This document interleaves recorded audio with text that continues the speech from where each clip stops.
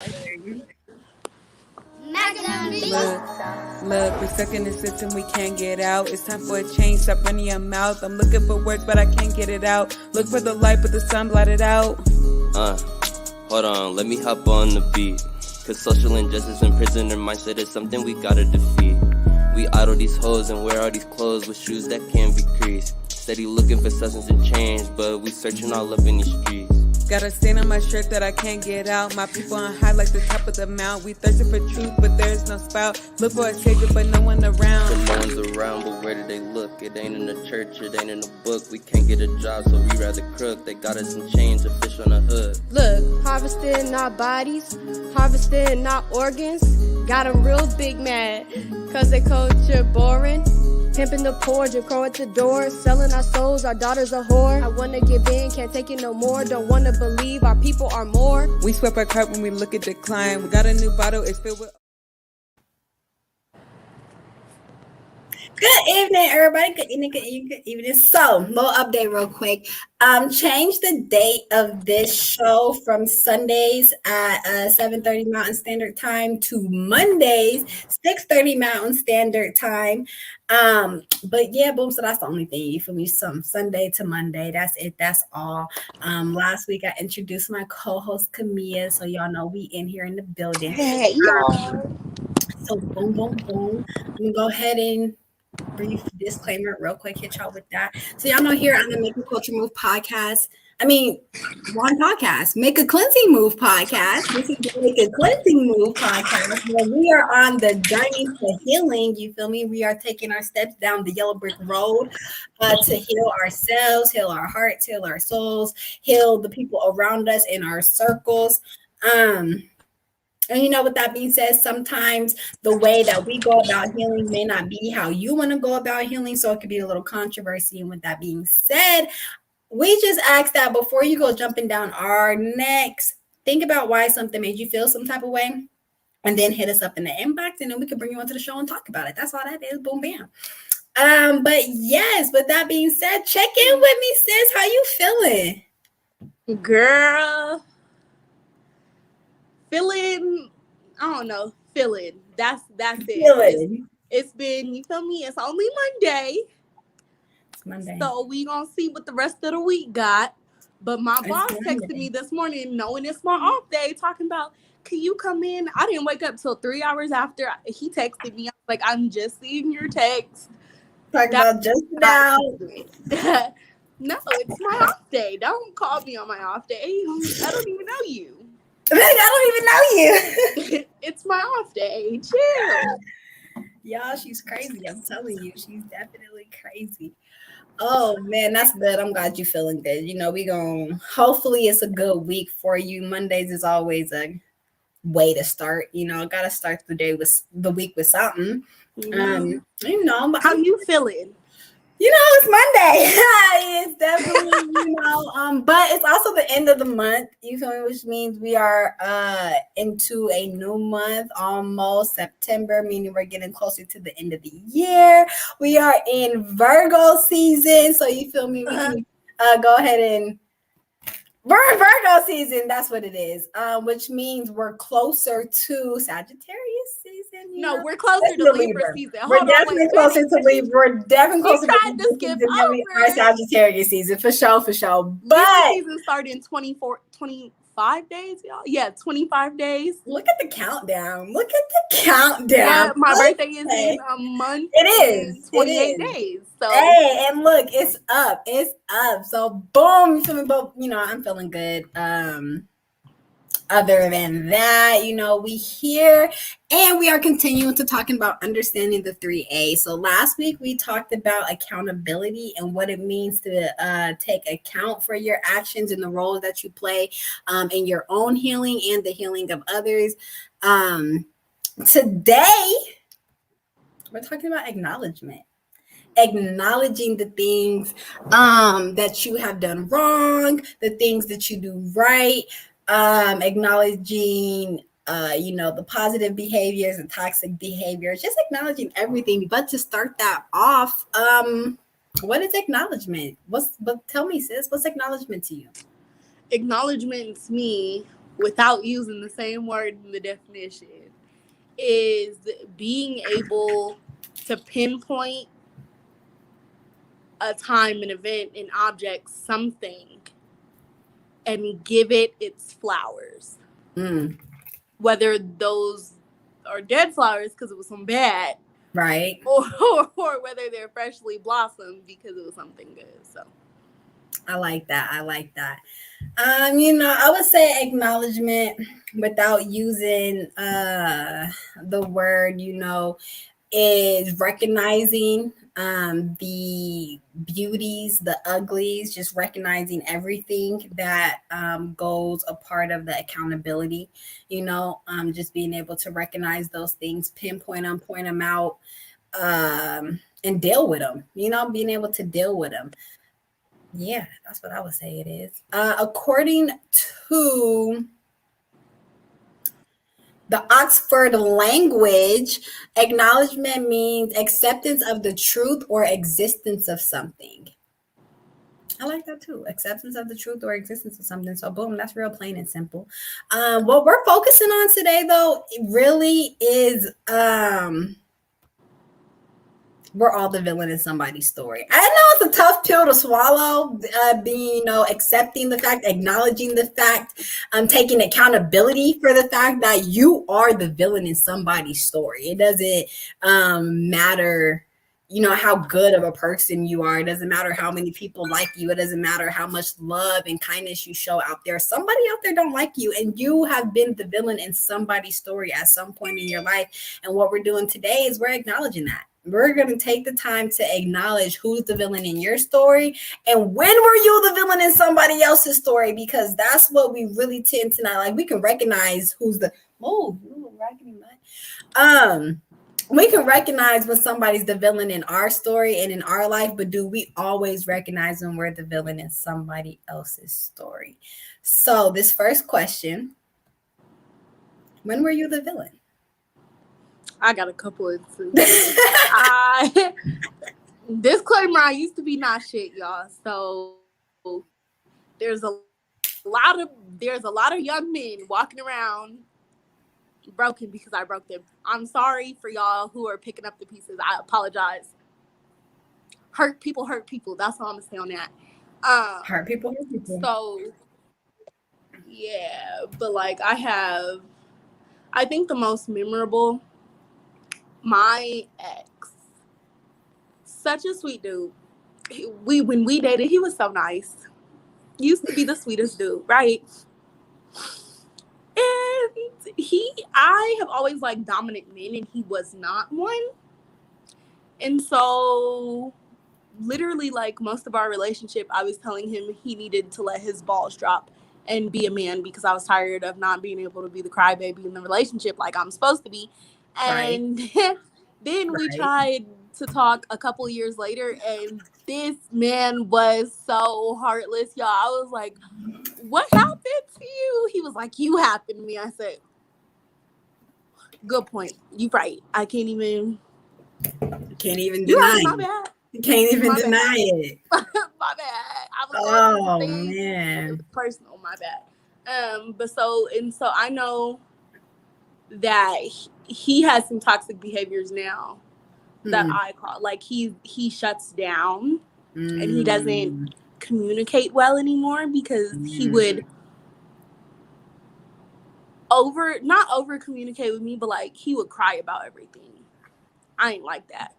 I don't like that. I ain't like that at all. Yeah, I don't like that. I was a crybaby. I was like, you need to let your balls drop, please, to the floor, through the floor, to the center of the earth if they need to. Shit, but let them motherfuckers hang. Do your balls hang low? Do they wobble to the floor?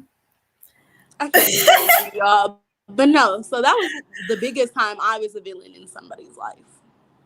I have a similar experience. I would maybe say 2 when it comes to, like, on the relationship standpoint. I would say maybe that I can recall being my first time being like the villain in somebody's life. My first long-term relationship, like relationship, puppy love type stuff, right? Because I was in like middle school, so it don't really count. But it was like, you feel me? Me and this dude was together for like 6 months. That was the longest at that time. It was like boom, 6 months, like, and that scared the shit out of me at the time. You feel me? Like that, I had never been on that.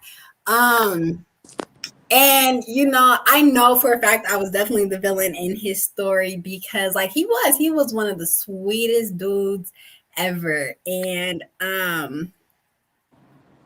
yeah, I remember, he had told me he loved me, and that like took me for a spin. I was like, whoa. So yeah, when he told me that, mind you, like we're in middle school or whatever, like 6th grade.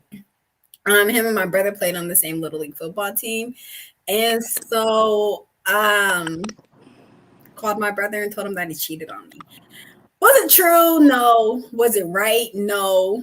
Jamar, did my brother press that line at practice? Yes. Did I feel bad afterwards? Kinda. Did we break up? Absolutely, because he cheated on me. It was horrible. I was definitely the villain in his story at that point.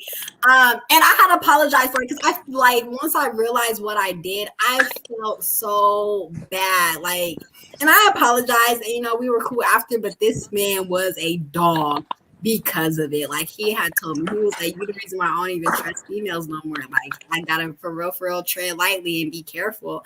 I was like, "Dang, I'm sorry I did it to you." He was like, "Nah, don't even be sorry. You feel me? Like it is what it is. Like females is scandalous." I said, "Yeah, you gotta be careful." So and that was really like I do own up and accept the fact that I was the villain in his story for that role because that was not right of me. But I mean, I was 12. But most recently, living out here in Kansas City, I was dealing with this dude for a little while or whatever. And, he was similar to what Kimmia was saying in her situation, dude's balls needed to drop. He was way too sensitive for me. And I made sure he knew that. Like, you feel me? If I'm dealing with a dude, I need to be able to wear the skirt proudly. You feel me? I need to be overly emotional if it causes for me to be overly emotional. I can't deal with you crying when I'm supposed to be crying because now I gotta be the thug because you're pissing me off that you're crying. Because what are you crying for? Like I'm supposed to be crying and you're sitting here crying for what? No, sir, I don't like that. And I definitely was the villain in his story all the way up until the end of us dealing with each other. Yeah, all the way up until the end of us dealing with each other. Like I straight up told him, "You're too soft for me. You can't, because I feel like if I say air this bitch out, you're gonna ask me questions and ask me why, and I don't need that. You're supposed to air this bitch out. You're supposed to air this bitch out. And then after you air this bitch out, if you still have questions, then we can maybe talk about it afterwards. But in the heat of the moment, if I say, babe, air this bitch out, you need to be able to do that." So I was definitely the villain in that situation too with him. And it happens. It definitely happens. Now on a more non-relationship type bias, I remember when I was going to Wyatt Edison and then people tried to tell me I was a bully. I was not no bully. I just stood my ground and had very tough skin, and some people didn't. And I hung with who I hung with. You feel me? And I didn't step outside of my circle, and everybody knew this. And so there was this one girl who she felt like I was being a bully because I didn't let her. You can't sit with us at lunch. That's pretty much how I treated her. You can't sit with us, and so. She told her mom told the school ended up wanting to have, a sit down with her and her mom and me and my mom. And nothing changed after it. You feel me? Like I stood my ground. Like I don't want to be your friend. I ain't got to be your friend. Like it is what it is. I think that's the problem. And with the generations coming after us is that everybody expects you to be their friend. Everybody expects you to be nice. Everybody expects you to have nice words to say. That's not reality. Everybody's not gonna like you. They're just not, and everybody's not gonna be your friend. You have to learn that early. You have to, you feel me? Like schools are allowing kids to become real super soft nowadays because they want everybody to like each other. And that's not reality. The faculty staff don't like each other. Exactly, and it's like, I don't need to like you. I need to be cordial so that if we have to work together, we can work together. But I don't need to like you. I don't need to like you. You feel me? I can respect you without liking you. Period. Exactly. Period. I can respect you without liking you. So, it definitely happens. But that, brings us to were your villainous behaviors intentional or environmental? And with that being said, like intentional mean, did you do these things on purpose to hurt somebody, or was it just the cause of your nature? Was it just what was going on around you, the things that were implemented inside of you that caused you to act like this? It's not, you feel me? It wasn't on purpose, but you couldn't really escape it either. I think for me, in the example I gave, that was half intentional, half environmental. I don't know. I really used to not give a fuck about what I said to people once upon a time. I didn't care. So, like, I didn't care, but I also used to aim to hurt. I don't know. It was weird. Like, I didn't care how what I said made other people feel, but it was also like, at one point in time, especially in high school, it was like, I'm aiming to be hurtful. So, I don't know. And then I can think of a couple other examples where it was definitely intentional, or it was definitely environmental. So, like, G gave the example when she was at Thomas Edison. She used to be a bully. Yep. I used to be a bully in 5th grade. Used to bully the fuck out of bitches. Used to kick bitches off the swing. Like, I used to be, like, the Gross sisters on God. Like, I used to kick bitches off the swings in elementary school because why are you on my swings? Why are you on my swings? Like, I used to push little kids. Like, I really used to be so mean. I've apologized, and God knows my heart. But he did a lot of work on me, y'all. But, so yeah, I can think of several situations where it was half intentional, half environmental, and then several where it was just environmental. I can definitely respect that. With the situations that I gave, I would say they were a little bit of both. With my first situation, the first situation that I gave of me, telling my brother that dude cheated on me when he didn't cheat on me. It was environmental, it was intentional because my intent was for us to break up. But it was environmental because I was scared of love. Like, that was like just something that I couldn't fathom at the time and didn't know how to receive at the time. So yeah, that was definitely environmental. And then still with the second situation of dude out here too, that's also environmental. I would not say that was intentional. That was environmental because I have a set way about myself. You feel me? And I know what I want. I know what I deserve. And that wasn't it. It wasn't giving what it was supposed to give. And you feel me? Yeah. Some things you just can't get away from. Like, I just can't get away from me needing you to be a manly man. I need that. I will never get away from needing that. I need for you to be a manly man. That is so environmental for me because I am a woman. You feel me? And I'm gonna do all things. What did Whitney say? I'm every woman, baby. So I need you to be the man. Period.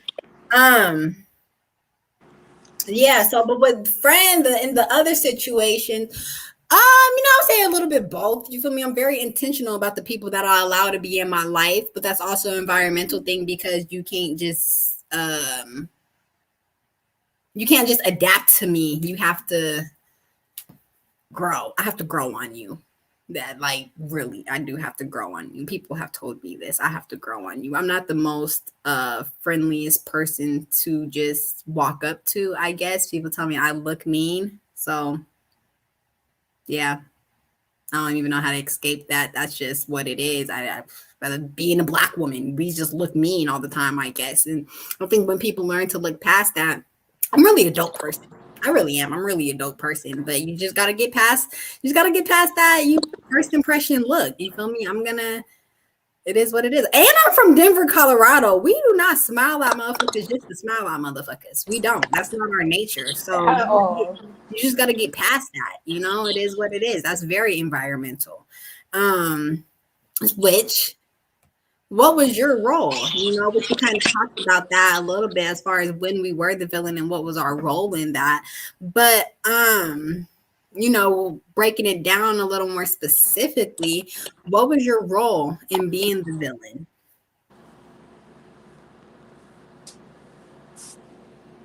Oh, she chewing. I'm gonna go. Bet. So my role, I was definitely the heartbreaker. Um, in the first situation, I was definitely the heartbreaker, purebredly. It's open.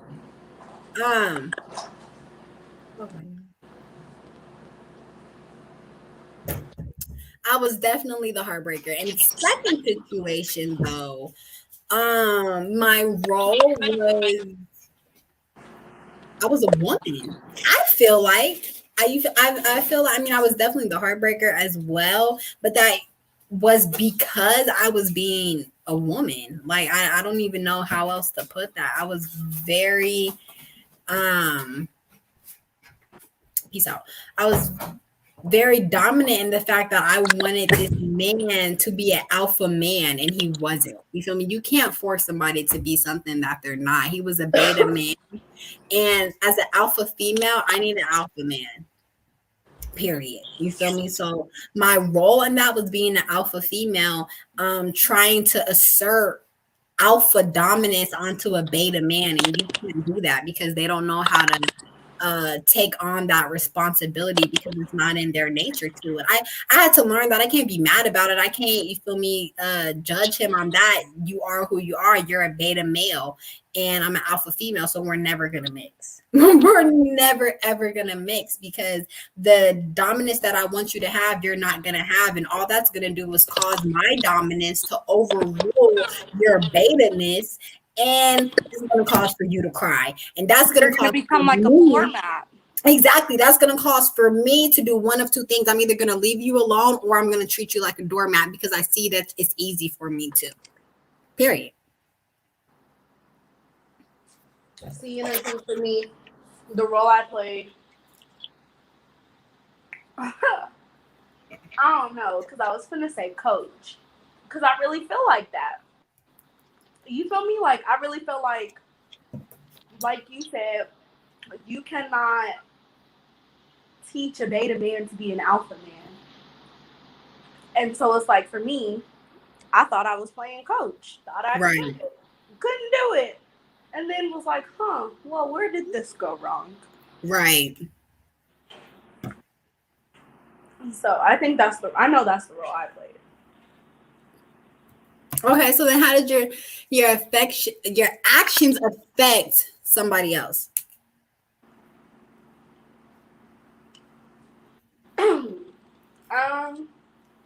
Like I said, after that, and that we're gonna double that with, are you the cause of somebody else's toxic behaviors? Yes, wholeheartedly. Wholeheartedly.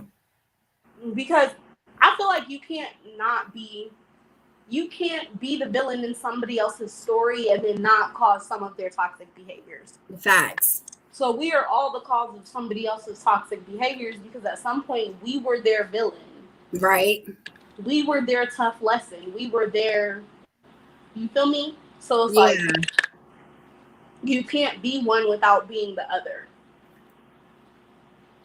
That's true. That's definitely true. I know that, I don't even really got to piggyback much off of that. That just is what it is. You can't have one without the other. Like if you are the villain in somebody's story, then you most likely are the cause of some of their toxic behavior. You may not be the sole cause, the sole purpose of it, but you play a role. You're part of it. You have a percentage into why they do those toxic things that they do.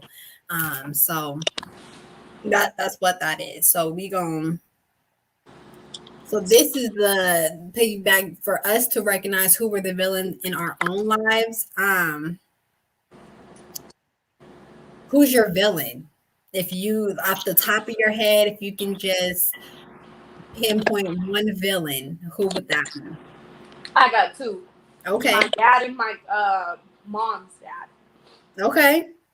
So my dad, I don't know. Me and you have talked about this extensively. Men have the power to break their daughter's hearts long before anybody else does.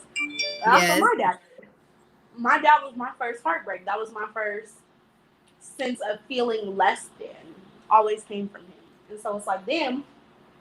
With my grandfather, it was just, that was my first sense of doing.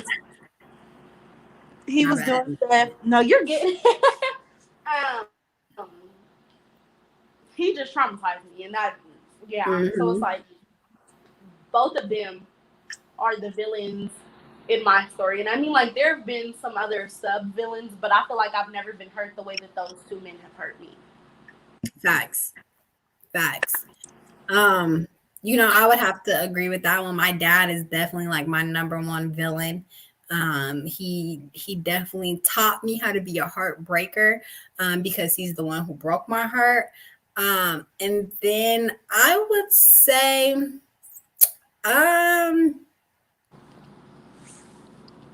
and you know, everybody who knows me knows that I be subliminal about some things, and you know, don't say some people's names and certain stuff, but this certain person, Quentin Johnson, he is definitely my villain. You know, he he's Y'all, she will definitely. at this man on I will, Facebook. Like, she will actively, tag him absolutely, and at stuff talking shit. 100%. So, like, I'm not Yeah. surprised that she said Yeah, that. well, like, you feel me? Quentin Johnson, like, outside of my dad, Quentin Johnson is definitely my villain, for real, for real. And I say that because I loved this man. Like, really, I really did love this man. And I don't think I deserved to have my heart broke the way that he broke it. And when I think back on it, maybe it was my karma for the way I broke other dudes' hearts in the past, and I've learned to accept that. You feel me? Because I have broke a lot of hearts, and it is what it is. Everybody, people get their heart broke. You feel me? And I had to accept that because I got my heart broke really bad by Q. And you feel me? I don't hate Q. I really don't hate Q. Like, I do have a weird love for him, I would say. If he was on fire, I'd spit next to him. I don't think I would like really put him out. I mean, I'd let him burn for a little bit, and then I'd probably put him out. Like, I wouldn't let him burn to death, but I'd let him get like maybe 3rd degree, and then Y'all, she would let this man die, and then be I like, wouldn't. I tried would. to Like, y'all, save I wouldn't let him die. Now he'd probably get close, but I wouldn't let him die. You feel me? I really wouldn't. He would just wish he was dead. That part, he would just wish it. You feel me? Like, talking about you should have just let me die. Like, no, because where's the fun in that? Like, no, dude, you broke my heart. I'm gonna make sure you suffer. But those, I would say, yeah, for sure. Like, my dad, number one, and then Q, number two would be the villains in my lives. And moving on to, do they play a role in your toxic behavior? Yes. Absolutely. Yes. What the fuck? Absolutely. Like, because again, you cannot be a villain in somebody's story without causing some of their toxic, or without at least being a catalyst for some of their toxic behaviors. Right. You might not have been the only thing, you might not have been the sole source, but you were the motherfucker that set that bitch on fire, and the firecracker went off. So, like, you know, and so, like, for me, my dad specifically, I know exactly what toxic behaviors I get from him. Exactly. Like, I am overcompensating. So, like, I try to continuously go out of my way, especially with him, to try to rekindle the bond, because that's my dad, right? Like, but also, like, you don't deserve that title anymore. So, right. Trying to figure that balance out. And then the other toxic behavior, I would say he was a catalyst to, like, at least starting, is being overly independent, because I never felt like I could depend on him. And if I can't depend on my dad, I can't depend on nobody. I'll depend on myself. Period. That's it. Period. Like, I'll do it myself. And so because of that, I feel like I have this very do it myself attitude. Like, nope, I'll do it myself. I'll do it myself. I'll do it myself. I'll do it myself. And then it's problematic because I end up needing help, and I'm overwhelmed, and I'm exhausted, and I'm on the verge of a breakdown because I cannot ask for help, because I cannot expect anybody to help me. and willingly help me at that. Exactly, and feel like they help me without having some sort of ulterior motive. And so Yeah. then, like with my grandfather, the toxic behavior I got from him is that I still struggle with realizing my worth. Because you made me feel worthless. You made me, and you were supposed to protect me, and you didn't. And instead of protecting me, you became a hurt.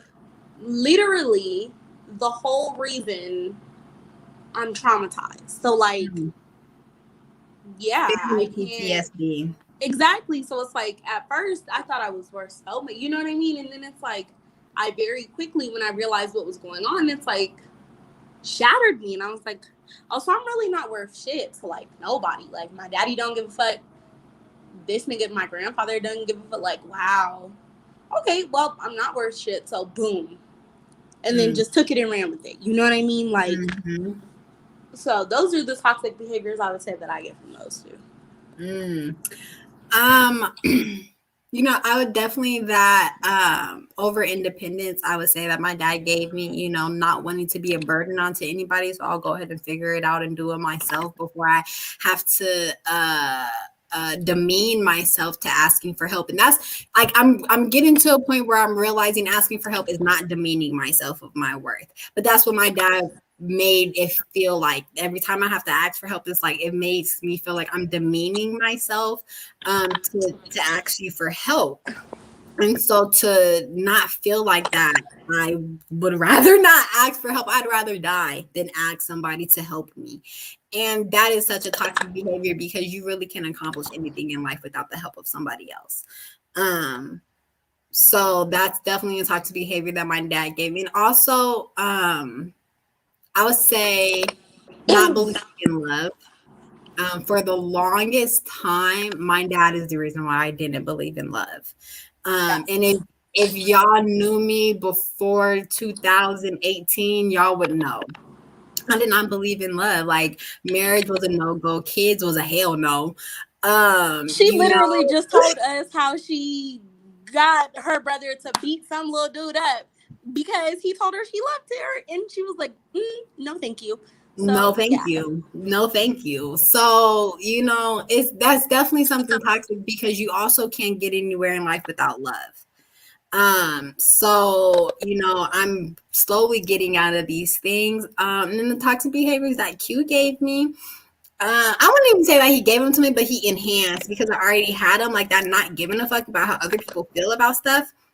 He definitely enhanced that, because at a point in my life where I was really giving a fuck about somebody and how they felt, it backfired on me and blew up in my face. And I was like, I'll be damned if I ever let that happen again. So to make sure that never happened again, I just made sure that I didn't give a damn about how a nigga felt about anything. And that's probably why I have 2.5 boyfriends right now. I can't stand Jamaria, y'all. You know, so but you feel me? That's definitely a toxic behavior that he gave me. And then also, you know, with all of it combined, you know, the trust issues. You feel me? The trust issues, not being able to trust other people, not being able to trust myself.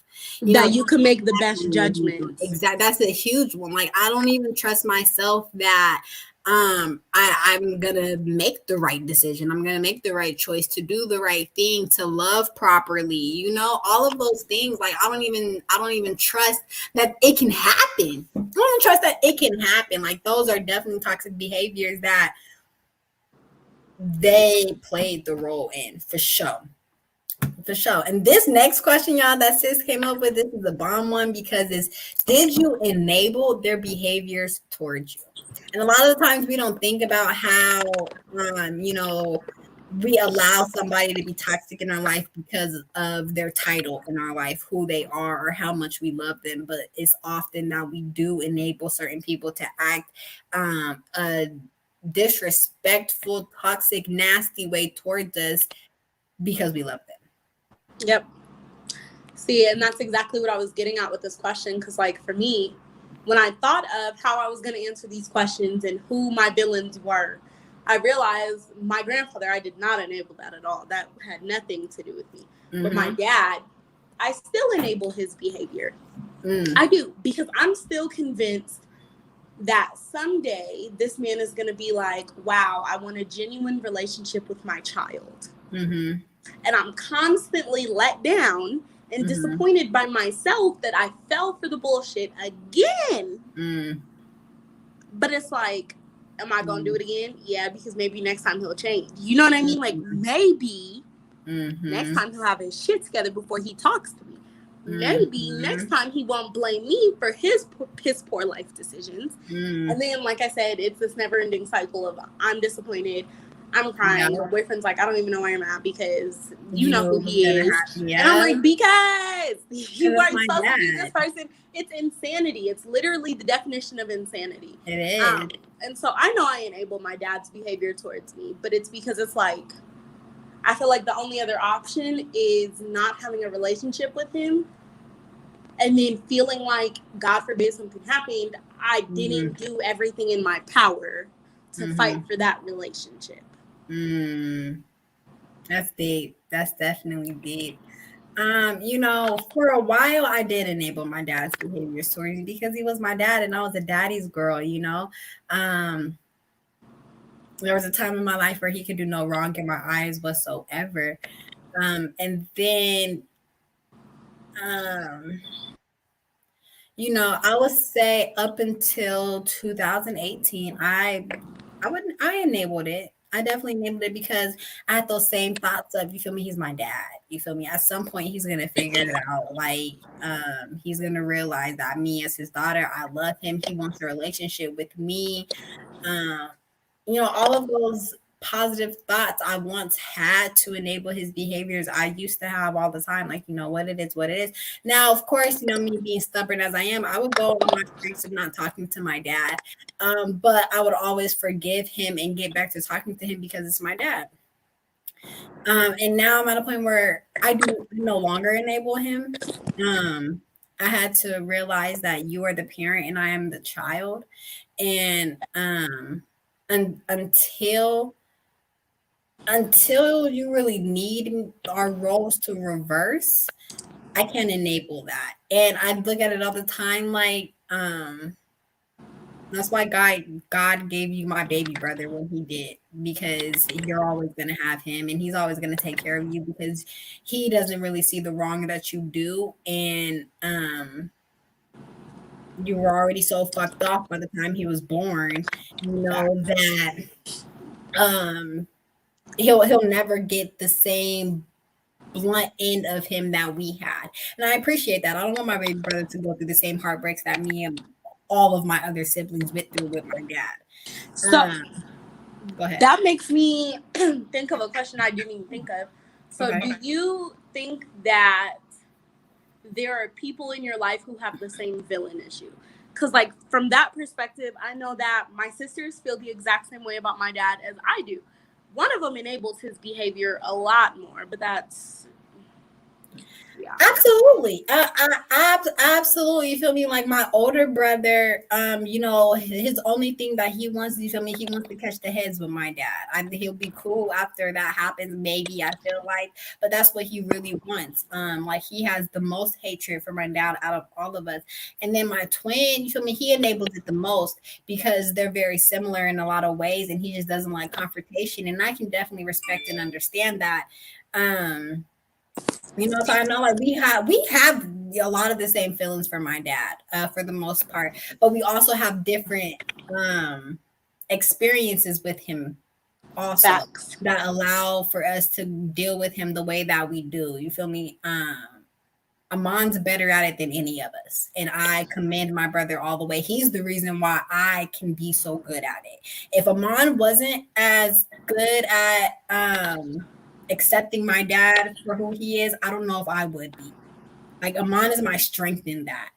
And I've never really even thought about it or said that out loud till now, but if it weren't for Amon, I probably wouldn't be able to deal with my dad at all.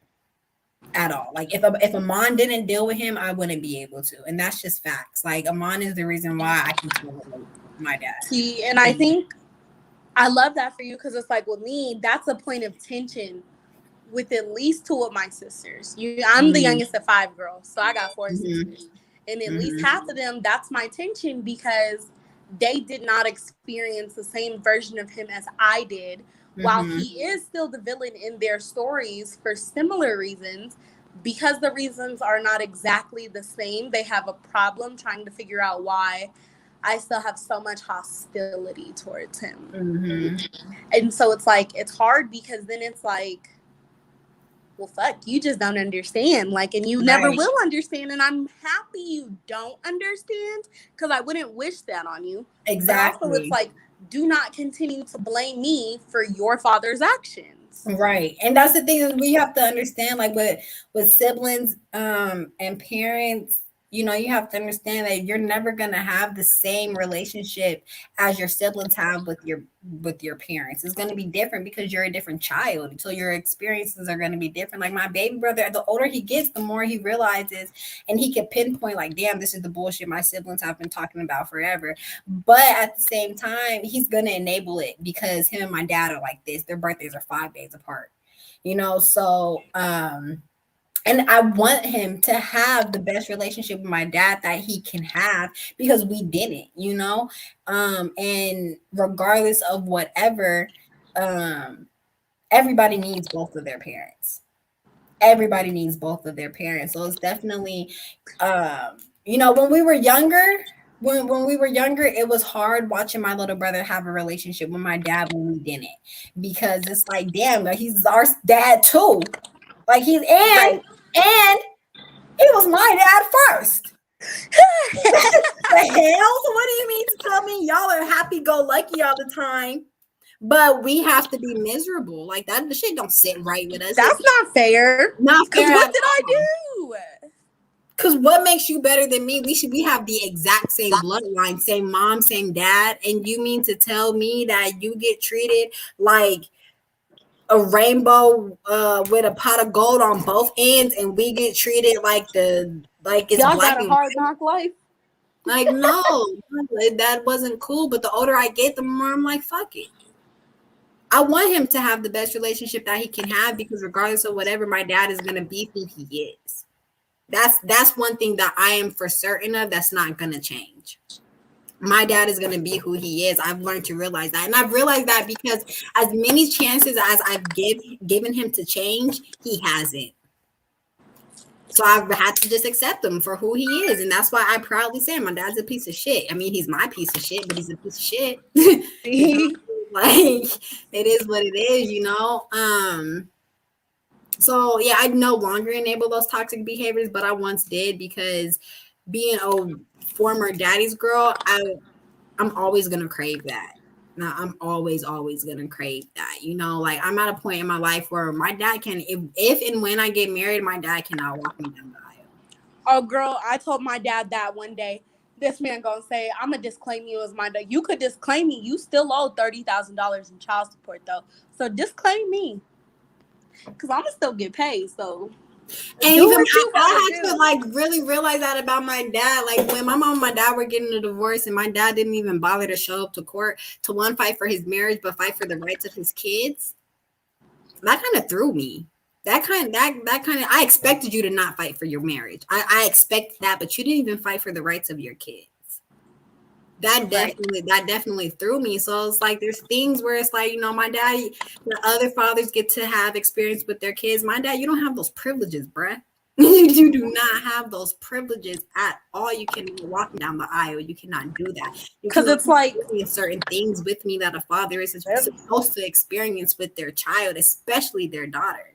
And more than that, I feel like it's certain things a dad is, because like any man can be a father because any man can father children, but not every man is a dad. So like I don't call my dad dad. I call him by his government name. I call him Pops when I want some money. I call him bitch ass nigga when I'm talking to my boyfriend about him. I call him my mama's baby daddy when he pisses me off and I have to call my mom. Like he's everything except dad. My dad's a piece of because shit. he is everything except a dad.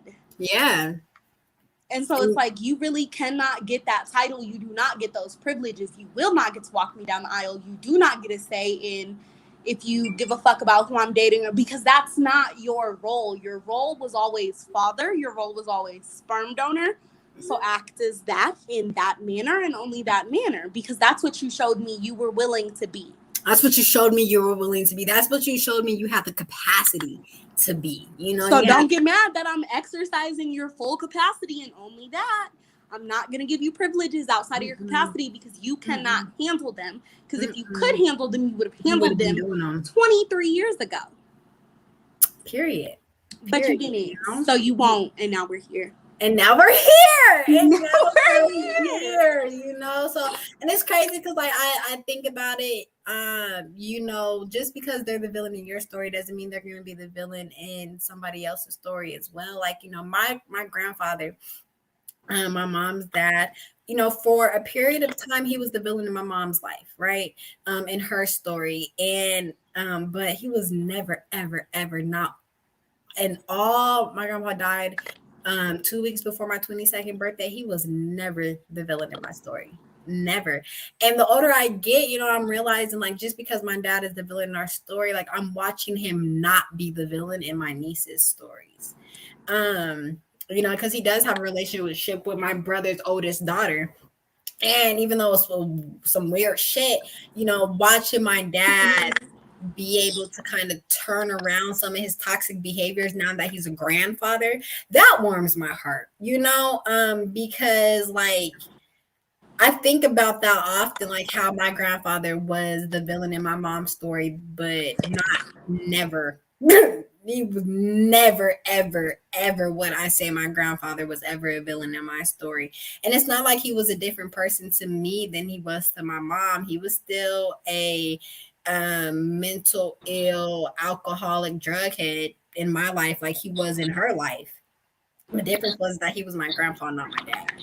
So I didn't have to rely on him for certain fatherly duties as my mom had to. You know, so it was different. And I'm watching my dad take on that role now that he's a grandfather. And does it sting a little bit? Yeah. But do I love it? I do. I love watching that my niece gets to have a relationship with my dad. Like it's something that she deserves. She absolutely deserves to have that relationship with him, regardless of who he was to us. So do you feel like when people were villains in your story, it helped them be heroes in others? Ooh, that's a good one. You know, absolutely. Absolutely. Because, you know, sometimes we can recognize when we're the villain in somebody's story and we don't like how that felt, and we can turn it around and make sure that we don't do that for somebody else. And so, you know, same way how when people are the villain in our stories, you know, like, okay, so for instance, like my dad, he's a great community dad. And everybody who's ever experienced my dad knows this. And my dad is a great community dad. He's going to take care of the community. He's going to make sure that, you know, kids are housed and clothed and fed, and, you know, feel loved. He's going to make sure that kids feel loved. But when it came to his own kids, that feeling of love we were missing because he was giving so much of it to everybody else. I was just about to ask, do you feel like sometimes the villains in your stories are villains because they don't have anything else to give? Absolutely. And it's crazy because my dad and his mom are the exact same way when it comes to that. You know, they know how to give and give and give to everybody else and love and love and love on everybody else. But when it comes to being able to give and to love on their own, they suck. Like, and I say this so respectfully, like as respectfully as it could come out. You feel me? They are amazing at loving on everybody else, but when it comes to their own, they suck. They 100% suck. I feel like that actually might not. I think that maybe it's a Black parent thing, because I feel like it's easier. You know how like your parents always said it's easy to be a parent to people whose kids you can give back? It's easy to love them too, because you don't have to discipline them. You don't have to do this.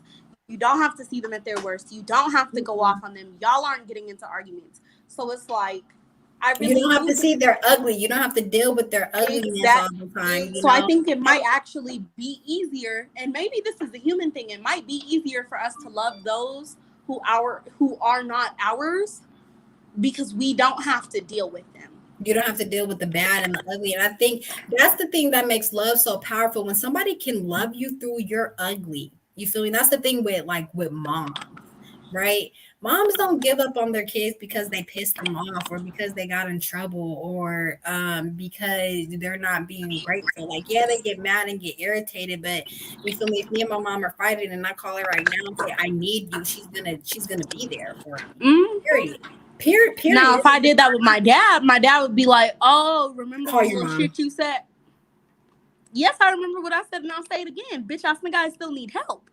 Because you're my dad. Because my tribe needs to be a tribe. My village needs to be a village. All the time or not at all. I didn't create you. No, I didn't ask to be here. I was up in heaven chilling with God. He told me, oh, you're up next, sis, and sent me down here. And he gave me y'all. He gave me you, and you're literally blocking your give up on me. And it's crazy because it's like me and my sisters, we all are so similar, and it's like we all look so much alike that I always tell my dad, like, God gave you 5 chances to get it right.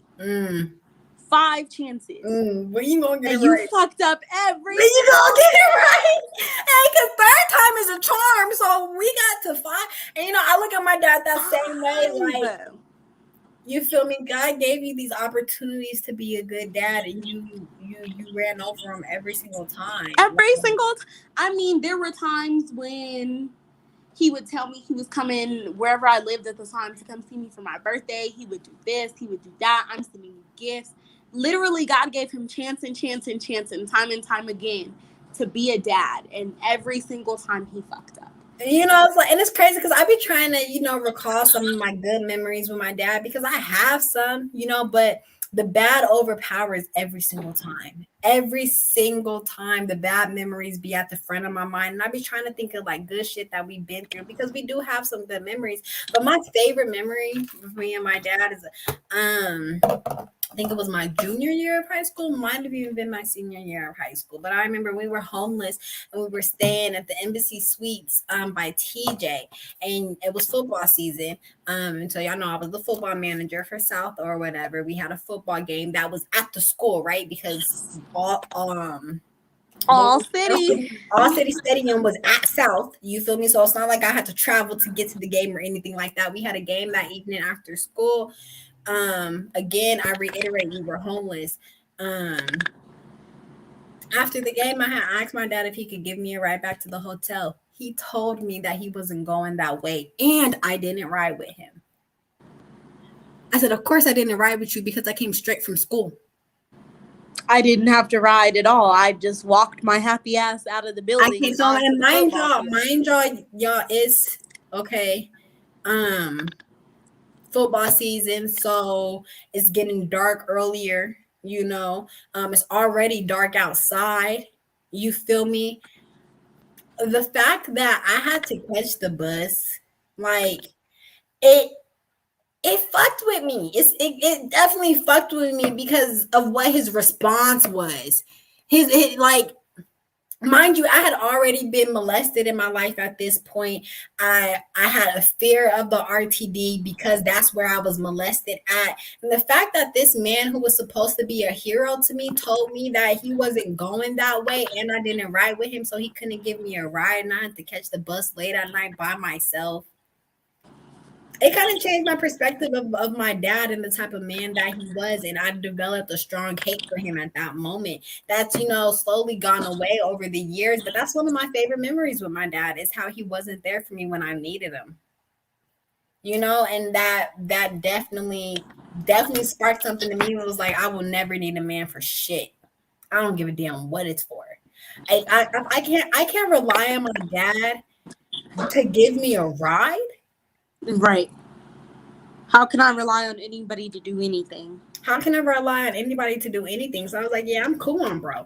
But and I also think about it now, if I had say for instance, one of my friends that my dad loves, if I probably walked up to him, if it was me and Tajay, or if it was me and Kayla, or me and Jolene, he would have said yeah. He wouldn't have turned us both down, because he wouldn't have wanted to disappoint them. He wouldn't have gave a damn about disappointing me, but it would have been disappointing them.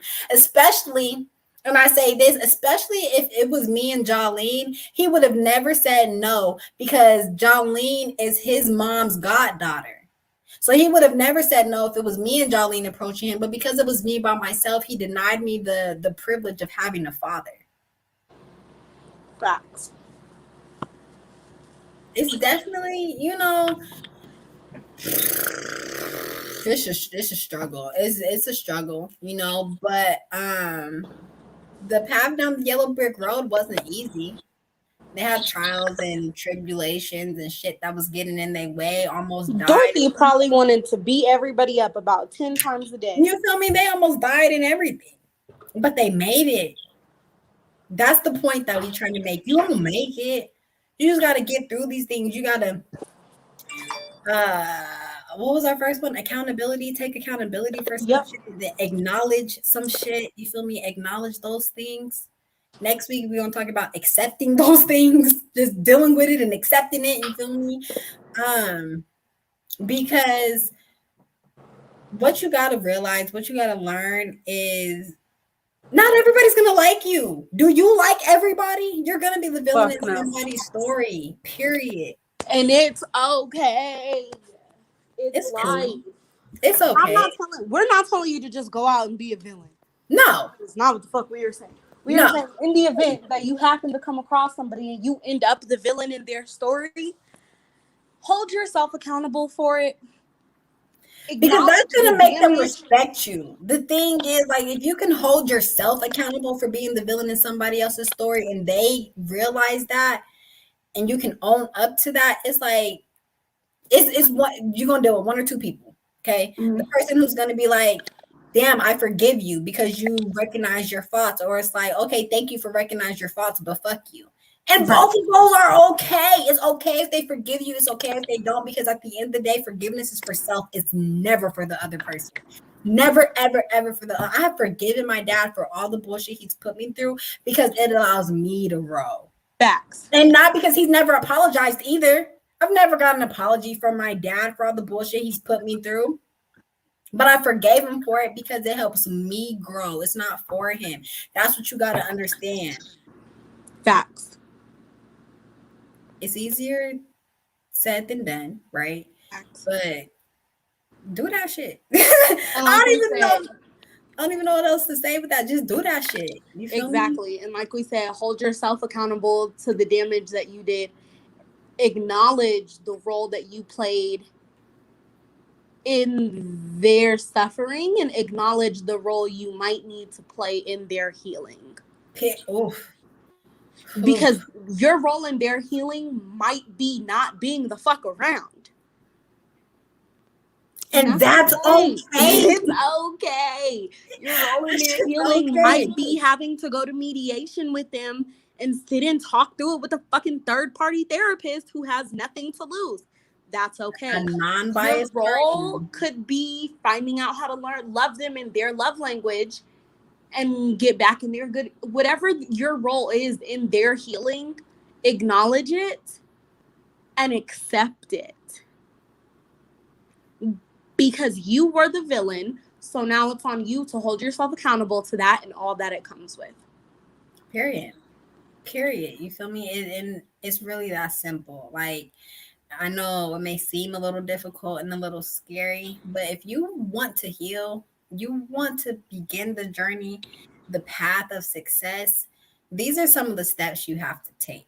Like, you have to really, really, really be aware of your role that you play in both the hurt and the healing process. Like, if you are the villain, you can't just be the villain. Like, I'm not saying that you can turn into somebody's hero from being the villain, but you can turn into the not a villain. You feel me? Just maybe a bystander. Facts. You have to really, if you hurt somebody, you have to take part in helping them heal too. And like she said, sometimes that might be just leaving them the fuck alone, being out of their life for good. Sometimes it's as simple as an apology. Like, how often do you apologize for the wrong that you've done? I know I don't do it often. I just learned how to apologize in like a year and a half ago. So, like you got to take these steps. I know that I'm the villain in a lot of people's story because I would not apologize. And that's because at one point in time, I felt like I said what I said. I did what I did. The damage is done. Oh, well, fuck it. And now I'm like, okay, sometimes that I'm sorry, I apologize. It goes a really long way and it does a lot of healing and a lot of good for people that you've hurt. Facts.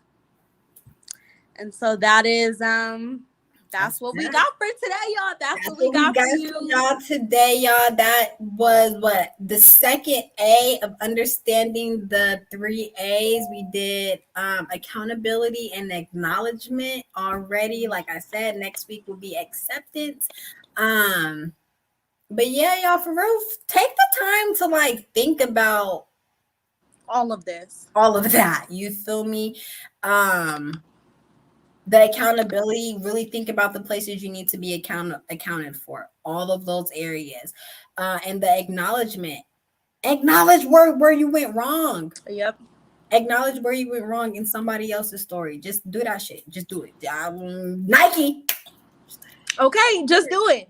And then, like we said, next week we're going to get into acceptance, which is the final A. And then we will be finishing September with a whole different I'm telling you, if y'all have ideas, y'all know how to do that. Hit us with the ideas because we love ideas. You feel me? Or we're gonna come from our own noggins. We can do that too. But we like if y'all come through with some ideas as well. It is what it is. Yes. But with that being said, y'all know how we do. Make sure y'all like us on all of our pages. The Make a Chess Move at Macam, Make a Culture Move where this is streamed at Macam, our virtual artist storytelling, which will be back. Coming with the fall, maybe back next month is fall, so look out for us next month. You feel me? Just look out for us. Y'all know how we do here. We mac them, so don't think that it's gonna happen. Just know to be on lookout. You feel me? Just be on lookout. Okay. Hit us on our website at www.makeachessmove.org. Scroll down to the bottom. You're going to see a donations tab. Donate for the kids. We have our Macam annual luncheon coming up in October. So we try to do that with a big bang. So y'all make sure y'all, send us some donations so we can do that thing the right way. You feel me? Hit us on our YouTube at Macam303 and all of our socials, Facebook, Insta, Twitter, Pinterest, Macam303, baby. Make sure you leave a like, a comment, a share. Want to be above. Appreciate you for that. And boom, bam, yeah, that's it. That's all. Appreciate y'all as always. Me and sis will be back with y'all. Oh, and cop some Macam gear. You feel me? The Macam t-shirt, one of the older brands. But make sure y'all get some of these. You feel me? Y'all know how I do. Mine is a large or extra large because I like to wear them as dresses. Sometimes it be hot. You feel me? I live in Kansas City. It be hot in the morning. Okay. Let me tell y'all. But boom, thank y'all for tuning in with us today. And we will make sure we tap in with y'all next week. Y'all Macam out there. Bye.